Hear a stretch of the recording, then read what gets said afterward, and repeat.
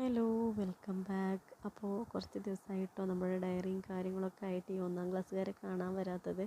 അപ്പോൾ ചെറിയ പ്രയാസങ്ങളും കാര്യങ്ങളൊക്കെ ഉണ്ടായിരുന്നു, അതുകൊണ്ടാണ് കേട്ടോ വരാൻ പറ്റാഞ്ഞത്. അപ്പോൾ നമ്മുടെ ഡയറിയൊക്കെ സൂപ്പറായിട്ട് പോകുന്നു എന്ന് വിചാരിക്കുന്നു. അതിനിടയിലൊരു എന്താ പറയുക, കുട്ടിപ്പത്രം എന്ന് പറഞ്ഞിട്ടുള്ള കുട്ടി വാർത്ത, കുട്ടിപ്പത്രം എന്നൊക്കെ പറഞ്ഞിട്ട് ക്ലാസ്സിലൊരു വർക്ക് ഉണ്ടായിരുന്നു കേട്ടോ. നിങ്ങളൊക്കെ ചെയ്തിട്ടുണ്ടാവുമെന്ന് വിചാരിക്കുന്നു. ചില സ്ഥലങ്ങളിൽ ഉണ്ടാവുമെന്ന് എനിക്കറിയില്ല.